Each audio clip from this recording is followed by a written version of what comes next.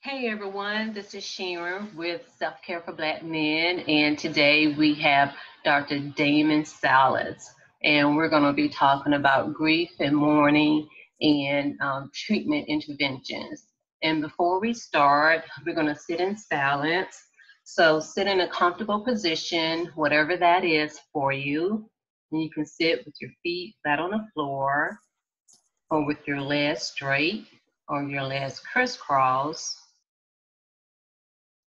and ground your sit bones into the chair, onto Mother Earth. Align your back. Relax your shoulders away from your ears. Gaze your eyes towards Mother Earth, and you can close your eyes if you like. Center your heart and place your hands on your knees or your lap with your palms facing the sky to be receptive of all the information that we'll be receiving in this conversation. And let's take 3 deep cleansing breaths. Slowly inhale and exhale through your mouth. Slowly inhale, exhale through your mouth. One last time. Slowly inhale and exhale through your mouth. Now center your heart with the rhythm of your breath and just notice your breathing.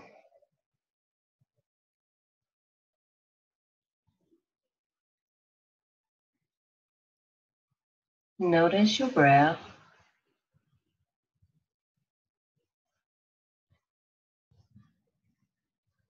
And if your thoughts are racing, just notice that too.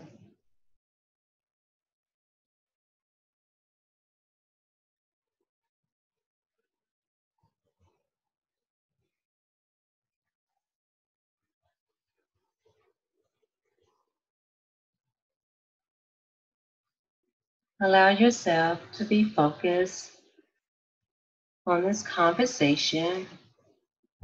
And if there's anything that does not resonate with you, just let it go.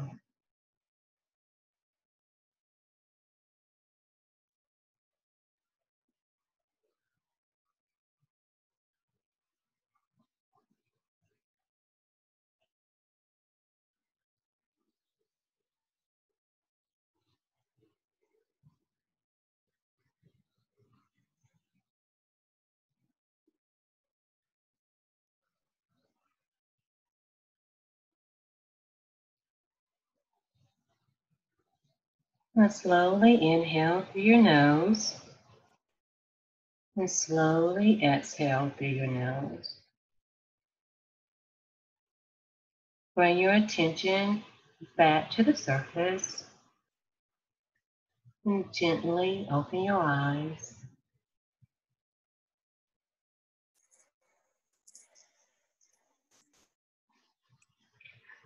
Well, thank you everyone for allowing me to lead you in that practice.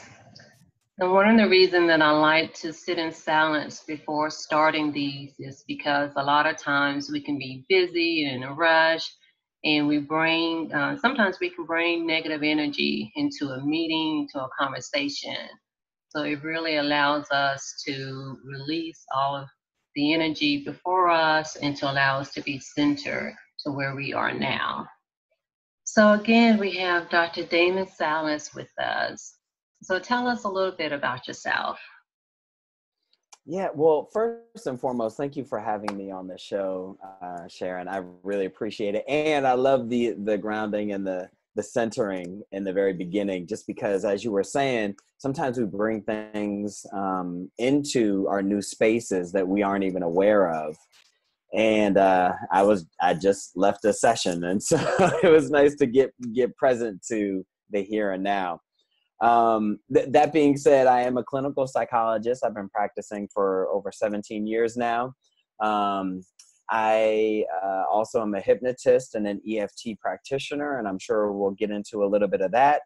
But I've primarily been doing this work, like I said, for 17 plus years. And I just love helping other people heal and work through their past so they can become more present. Well, thank you. Thank you for that. Well, one of the things that did get my attention in following you on Instagram is your piece on grief and mourning. And that really got my attention. And the other thing that got my attention when it came to that is the EFT. And again, we will get into that, but I just say a psychologist doing EFT. What is this? I mean, I've been exposed to it, but it's been outside, of the field. Because, I'm a licensed clinical, social worker in the traditional way. And a lot of times we're not exposed to other alternatives of treatment. But we'll get into that. But tell us a little bit of how you became, or how grief and mourning, I guess, came to you as a practice or as a focus in your practice. Sure. So part of that was just based on life experiences, as a lot of us, most of us have had and experienced some sort of loss or losses in our lives. And so I actually wrote a book called From Mourning to Night based on the losses that I've experienced. And initially, I didn't start writing it as a book. It was more just written as a journal, as something that was therapeutic to kind of get my thoughts and feelings out after losing my dad to Alzheimer's related complications. And as I started writing not only the thoughts about losing him, but then other losses I've experienced in life, I realized that was the theme of the book. And so, I put that out, and then I wanted to put out another book so that, instead of just having a memoir out there, so some people may look at it like, well, that's not my loss, or what do I do now? And I do talk about some of those things in the first book, but the second book is more an action plan where people can do tangible things to help them work through their loss, their periods of stuckness. And so then what I did is I wanted to take those two books and really put them into a podcast where we could talk about, and I'm not sure if we're frozen or not. It looks like oh, there we are. Mm-hmm. But I wanted to put those two books together in the form of a podcast. So what I do is I talk to people about the different losses that they've gone through, but also how they continue to work through them, because it's a constant process. It's not just a one and done thing. It's not just 2 years have gone by and I should be okay. Like, no, there's no time frame on loss. There's no time frame on grief and mourning. And so I wanted to normalize and make it a thing that people understand, like they're not alone in whatever grief and mourning they're going through. So that's kind of that's the long answer to how it has all evolved for me, though. Okay. And with the grief and mourning, is it focused on, I guess you say, all aspects of grief and mourning, or is it like grief and mourning when someone has lost someone? It's all aspects. So it can be losing a loved one, or, a family member or a friend. I know you and I were talking, and I had mentioned online I had just lost a friend. And so that's one type of loss. But there are all sorts of loss. It could be a change of scenery or an environment or a job. Growing up in a military family, we're constantly moving. And so I talk a little bit about that in the book. So there are all sorts of different types of losses. It doesn't just have to be one. I know on the podcast, I've talked to people about kind of losing their idea of what they, of their religious beliefs, from what they grew up with to moving into more spiritual beliefs. And so It's a little bit of everything. I try not to just stay stuck in that one area. Okay, okay. Now, when it comes to grief, what is that? Because sometimes people hear the word, and then also for each person, it can be different of how or what they think it means. Because, of course, it has a different meaning for everyone. But can you just give me your definition of what grief is? Sure, I would define grief as a set of just emotions surrounding the loss, right? So when we're grieving, we're going through a variety of emotions. It's not just sadness, right? It's not. It can be sadness. It could be anger. It could be hurt. It could be this feeling of loss, or emptiness, but it's a process, so we kind of put grief and mourning together, but grief is kind of more the emotions, and mourning, I would say, is more of the actions. Okay. Yeah, and that's a good way of putting it too. And so when it comes to the mourning, the action, what are some of the, I guess, action or mournings that you have seen where people have, I guess you say, played out? Sure. Yeah. So, and I think about even different. So every culture, every society kind of does their mourning a little bit differently, right? So some cultures may celebrate the loss of a loved one by, celebrating their life. Others, they may wear black for weeks. And so that's their symbol of mourning. What I've seen is kind of people just lost. When they come into the therapy room, they're lost. They know that they're feeling all these emotions, and they just don't know what to do with them. And so in the therapy room, it comes across as just being able to give them that space to make sense of all the different emotions that they are experiencing at any given moment. Okay. And one thing that I've noticed in dealing with people personally and dealing with people professionally is that the biggest, I guess you could say, loss that tends to impact them the most is like when it comes to loss of a loved one through death or loss of a loved one through a relationship. Mm-hmm. What has been your experience in that, meaning in dealing with people? Sure. Oh, that's now that I think of it, like I see people who have lost loved ones. So parents, siblings, just grandparents, or people who have helped to raise them. So I've seen people who have dealt with that, but I've also seen people who have dealt with the loss of a loved one. I can think of a client last week who came in, and her boyfriend had just broken up with her. And she was going through that grieving process. And so just allowing her that space of, it is a loss, and I think sometimes we tend to compare our losses to other people. Like, well, it's not a death, so I shouldn't be feeling this bad, but I do feel bad. And I always say, like, that is just a reflection of how much you loved that person, right? So when a relationship ends, it ends, and if you feel that hurt and the pain and the sadness, that to me is just a reflection of how deeply you loved that person. And that's okay then to have all those emotions attached to it. If you didn't have those emotions, I'd question the depth of your relationship with that person, right? And question not in a negative way, but just question like how deeply you were really attached to that person. Yeah, that's very true. That's very true.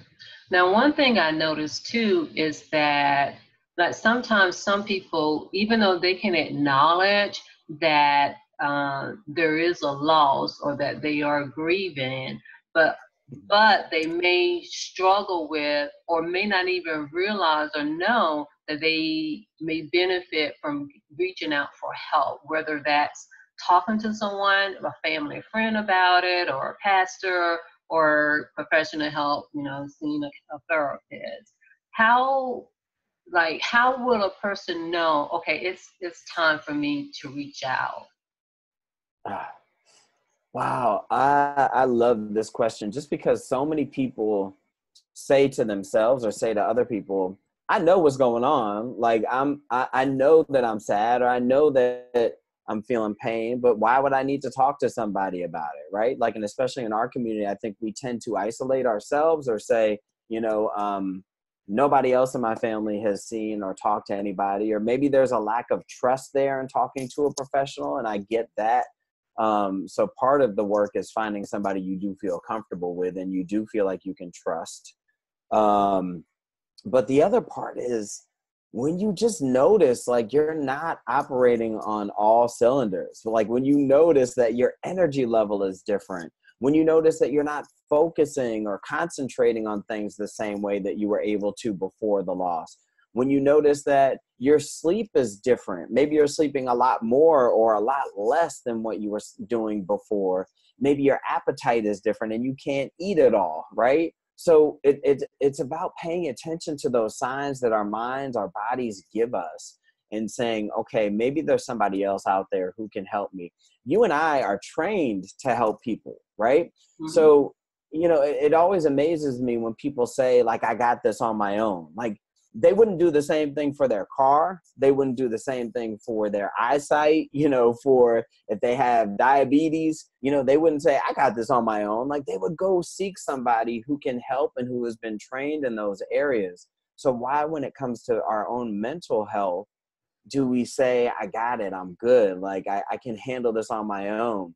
Now, I will say a lot of people may rely on the power of their faith to help get them through. And I think that's wonderful. And in addition to that, because there's a psycho-spiritual component, it's not just one or the other, right? So even, you know, like if people are going to the gym, for instance, they're probably going to focus on their physical health, but which means they're going to go to the gym and they're probably going to change their diet. So it's not just one, it's both.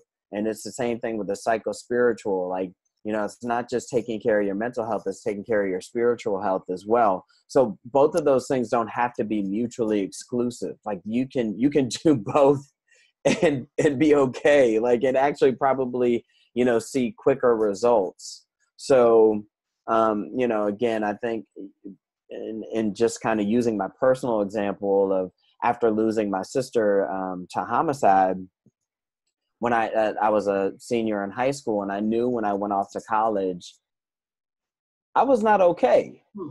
And I knew that just something in me told me, go to the counseling center, just go. Like, and so I think it's just having those really introspective moments of knowing who you are and knowing what you're capable of, and, you know, being really honest with yourself in those moments. And thank you for sharing that. And I will also add too, for family and friends or coworkers or people around that person who, you know, experience a loss, is that if we notice differences upon someone, to, in a loving, you know, kind way, to bring that what we notice to their attention. And I encourage people to describe what you see. You know, you don't have to say, oh, you need to go to counseling. No, describe the differences of what you see in their behavior. And I think sometimes, I think it has a lot to do with our society, where it's almost taught us that none of us are really in touch with our own feelings. So it makes it hard for us to address other people's feelings, or, oh, you know, I don't want to bring it up because it may make them sad or something like that. But by not bringing it up, it kind of just festers, you know. And so again, I just encourage people, just see something different about that person, especially when you know that person hasn't always either verbalize certain things or behave in such a way. You know, again, it could just be where one time they were a very extremely clean person and now the house is a total mess, you know, nothing in the middle. I'm talking about the complete opposite. It's like, okay, there's, you know, yes, there's a period of time, but there's also something going on with that person too, because sometimes the person themselves may not even recognize it for themselves. So, so it's kind of like, you know, as a community, we do rely on each other more than, more than we think. Mm-hmm. Mm-hmm. I mean, yes, yes, and more yes. Like, it's so important to be that outside observer for people who may not in those moments be able to recognize that in themselves. And that to me is just a sign that you love and care for those people enough to have them and lead them to the help that they really do need. Yeah. And one thing I notice is that when it comes to death of a loved one, whether it's a passing of a child or a parent, in that a lot of times, I'm not going to say that people get stuck. Sometimes people may get stuck, but sometimes I think that people do not realize they have the permission to miss that person and enjoy life and or have peace. Mm. So Mm. what do you say about that? Because I see that a lot, where sometimes people, it's almost like they hold on to the suffering as to be close to that person, um, and it's kind of hard to, kind of like everything is going to be okay. And even though they may say that, but their heart is still torn, 2, 3, 4 years out. And and of course there's not a time frame when it comes to this. But I in hearing people talk, and I remember I was listening to another podcast, and this lady, kind of talked about it, but she brought it up where, it's like people have permission, to do both. So what are your thoughts about that? They do. And often what I see is a feeling of guilt Yeah. surrounding if I, smile, if I laugh, if I enjoy life, does that mean that I miss this person less? Or does that mean that I'm disrespecting them or their memory? And so part of that work would be to work through the guilt that's there, right? It's okay that you smile and that, but I remember, even through my own loss, that it's a weird it's a weird dynamic, right? It's like, does it mean that I'm disrespecting them because I'm laughing or smiling or enjoying myself? And once we realize, no, that has nothing to do with that, and you can say to somebody, your loved one would want you to enjoy life or keep moving on or, have fun. Um, so an outsider can say that, but until they truly feel it inside, Yeah. is when I think there has to be some sort of alignment with their spiritual beliefs or their beliefs in general about their loved one, but also what it means to grieve and experience happiness at the same time. Like I said, grief can be a whole hodgepodge, a gumbo pot of emotions. Like it's not just the sadness and the hurt and the pain. It can also be happiness and joy and all those things that we tend to not think about when we're grieving. Yeah, this is so true. And thank you for saying that too. And so when it comes to treatment interventions, coping skills, what are some of the things that you use in your practice to help people? Sure. So, as you know, I am a huge proponent of EFT, emotional freedom techniques, or tapping. Um, and, to me, that is it's a very powerful way to kind of connect the mind and the body. So when you think about experiencing a loss, there's usually like a physical sensation. So it may be, the news, as soon as you heard the news of a loved one passing, there was a physical response, maybe in your chest or in your stomach, right? So our bodies hold on to those emotions. And so with EFT, it actually kind of combines mind and body. and it helps you to release some of those feelings that have been pent up, that have been stored in your body from that moment of hearing about the loss of your loved one. And it allows you to release it in a way that's safe.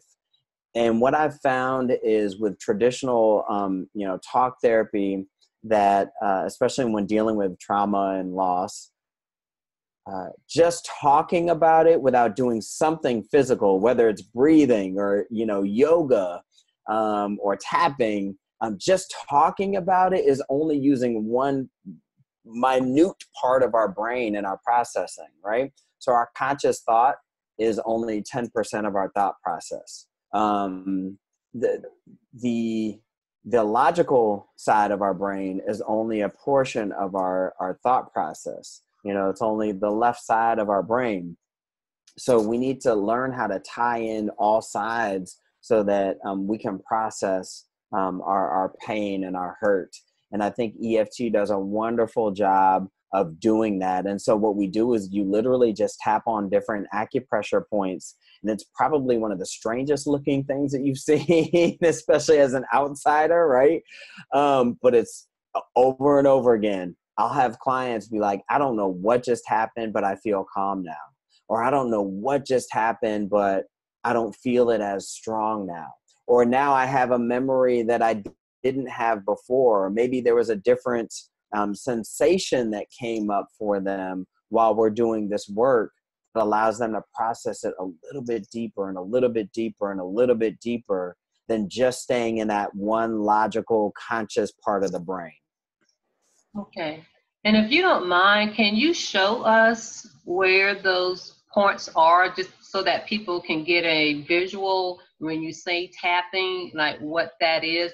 If you want to demonstrate it, you can, but if you can at least just show people kind of like what it is.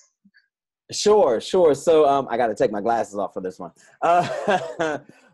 And I actually have on YouTube, I believe there are some videos that I recorded just going through all the different points. I'm not sure if it's public, but if it's not, I need to put it public.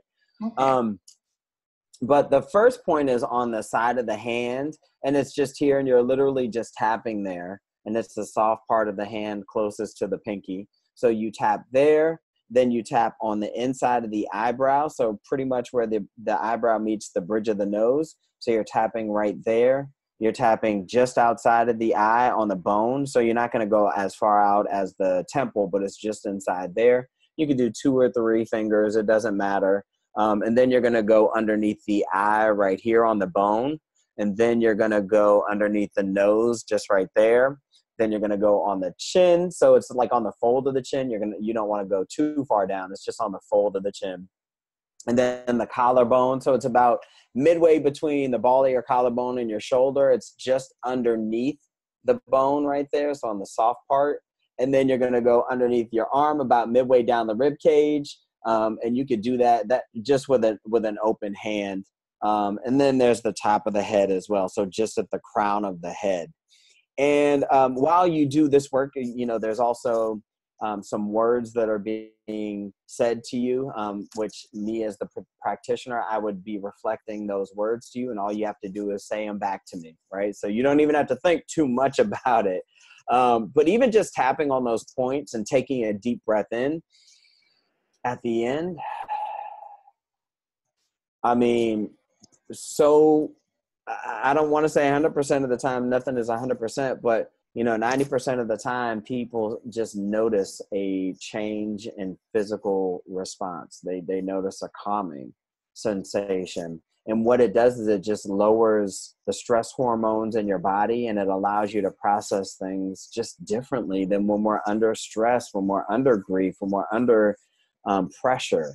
So those are the points. There are more points. I'm not going to get into all those too, but those are the main points. Well, thank you for that. I think that just helps people to get a visual. When you say EFT, and they're like, well, what is that? And even though they can look it up, but just by you demonstrating that really helps. So what are some other interventions that you use? Sure. So there are times when I may use eye movement which is, again, another really interesting piece. Some people may have heard of EMDR, which is eye movement desensitization and reprocessing. So it's basically a way to move your eyes. And sometimes it's not even eye movement. It's just bilateral movement. When I say bilateral, I mean just stimulating both sides of the brain and the body. So it can literally just look like this, just tapping lightly on either side of your shoulders or your knees. But it's stimulating both sides of the brain so that you can process things a little bit differently. So I may use elements of that. I am not trained in EMDR. I've taken some trainings in it, but I'm not certified in that. But I also use kind of aspects of different eye movement therapies. The other thing that I love and use all the time is meditation and mindfulness. So when I say meditation, it's literally just focusing on the breath, just as you did with us in the very beginning, right? With trauma, with grief, with loss, we tend to get stuck in, thinking about our loved one, and that's okay. Like, none of this is a judgment, but just focusing on your breathing can help bring you back to the present moment. If I see somebody is really triggered and having a hard time of moving past some of that stuckness, what I'll do is I'll have them tell me, I'm giving away all my secrets here, Sharon. But just as an example, have them tell me 3 things that they see in the room above eye level, right? I'll have them tell me something that they hear in the room or just outside of the room. And the reason for that is bringing them back to the present moment, right? Because again, when we're lost in that grief, we can just get in that cycle. And so reminding ourselves of where we are right here and right now really helps people to shift that. Well, thank you for sharing that as well. Now, Yes. what would, I guess you say, what would be your last words to people with loss and grief? Just any suggestions that you will have for them? Sure. First and foremost, that person that, or that event will always be a part of you, and it's okay to go through your own process. There's no time frame. There's no time limit. There's no should or shouldn'ts, could or couldn'ts. What only exists is what is. And so learning how to be gentle with your process, right?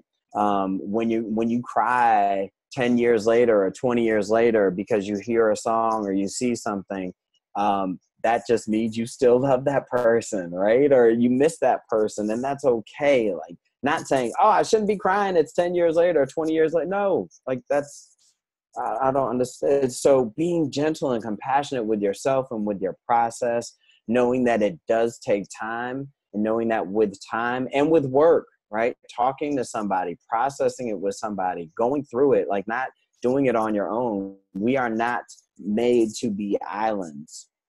We are connected, energetic beings that need to be in connection and in community with each other. And so not doing it on your own, doing it with the help of somebody else who can really hold your hand and help you through this. And knowing that, again, it's a process, and it's not something that just happens overnight, and it will change. And you will always feel and miss that thing, that person, that event, that whatever it is. And that's okay. And because my focus is on self-care for Black men, and of course our discussion is for everyone, but what would you say to Black men, either in reaching out when they are suffering from loss and grief and getting help? Just what would you say to them? Because I know men approach asking for help completely different. We do. And part of it is shifting that mindset to know, because I think sometimes there's this feeling that we need to be the strong ones. Common had a line in a song some years ago, and he said, I guess knowing I'm weak is when I'm really being strong. And I love that line, because it just is an indication of knowing when you need help and knowing when you need to reach out is actually a sign of strength. So paying heed, taking heed to when you are feeling weak, like when you are feeling like you don't have that energy.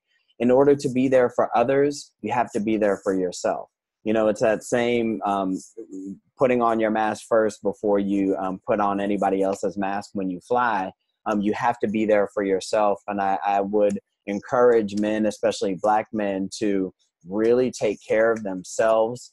We are dying at rates much sooner than the rest of the population because we're internalizing our stuff, or it comes out in maladaptive ways. So it can come out in anger and aggression, or maybe self-harm, or resorting to different substances. And there's a different way to do it, and it's okay to reach out to help or for help, because we have to be there for ourselves and for our loved ones. Thank you. So, how can people get in touch with you? They learned about you, and also all the different, I guess you say, coping skills and interventions, and they may say, "Hey, I want to see this person." So, if someone wants to get in touch with you, how can they get in touch with you?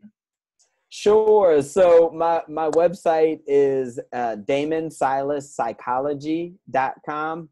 That's www.DamonSilasPsychology.com. And there's an email on there. It's info@DamonSilasPsychology.com. I am also on Instagram, which is how we connected, right? So there are really good things that can come out of social media and Instagram, y'all.